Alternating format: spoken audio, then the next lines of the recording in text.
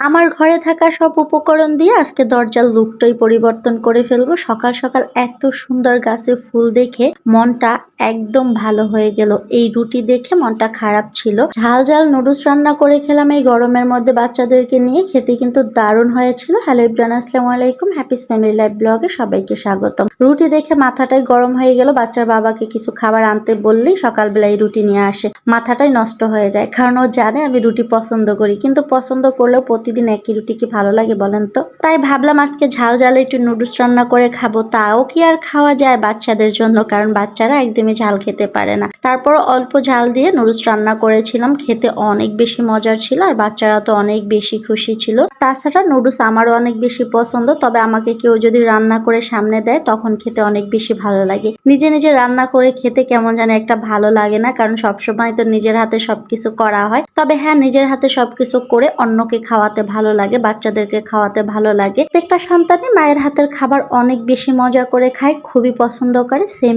আমার বাচ্চারাও আমার হাতের রান্না অনেক বেশি পছন্দ করে। বিশেষ করে আমি বাসায় কিছু তৈরি করলে ওরা অনেক বেশি খুশি হয় এবং এসে এসে জিজ্ঞাসা করবে তুমি কি রান্না করতেছো, তোমার রান্না কি হয়েছে। অনেক ভালো লাগে এগুলো শুনতে। নুডলস খেয়ে গেলাম বারান্দায়, আর বারান্দায় গিয়ে দেখলাম বেলি ফুল কি সুন্দর ফুটে আছে, আর বেলি ফুলের এত সুন্দর গ্রান, এত ভালো লাগতেছিল দেখে। তো গাছে তো ফুটে আছে, আমার কখনোই গাছের ফুল ছিঁড়তে একদমই ভালো লাগে না। গাছের ফুল গাছেই দেখতে ভালো লাগে। আমার মনে হয় প্রত্যেকটা গৃহিণী ঘর সাজানোর পাশাপাশি বারান্দায় গাছ লাগিয়ে বারান্দাটাকে সাজাতে খুব বেশি পছন্দ করে, যেটা আমি। গাছগুলো দেখে মনটা এত শান্তি লাগতেছে, প্রত্যেকটা গাছে এত সুন্দর ফুল এসেছে, অনেক ভালো লাগতেছে দেখে। ভিডিও করতে করতে একটা মানি প্লান্টের দিকে চোখ পড়ে গেল, দেখলাম একটা ফুল পড়ে আছে, বেলি ফুল।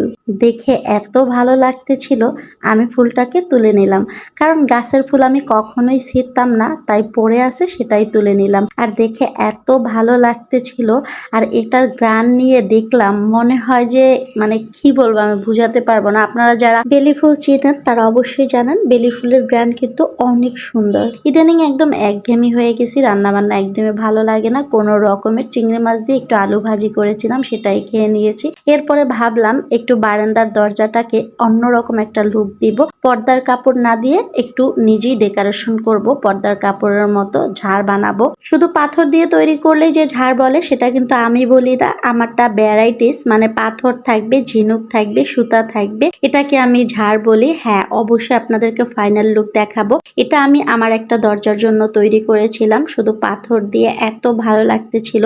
আর এই যে বারান্দার দরজার জন্য তৈরি করব, পুরোটা কমপ্লিট হয় নাই, পুরোটা কমপ্লিট করে আপনাদেরকে অবশ্যই দেখাবো। জানি না কেমন হবে, আশা করি ভালোই হবে। আর যেহেতু প্রত্যেকটা উপকরণ আমার বাসায় আছে, তাই আমি নিজের হাতেই তৈরি করব। সবাই ভালো থাকবেন, আজ এ পর্যন্ত, আল্লাহ হাফেজ।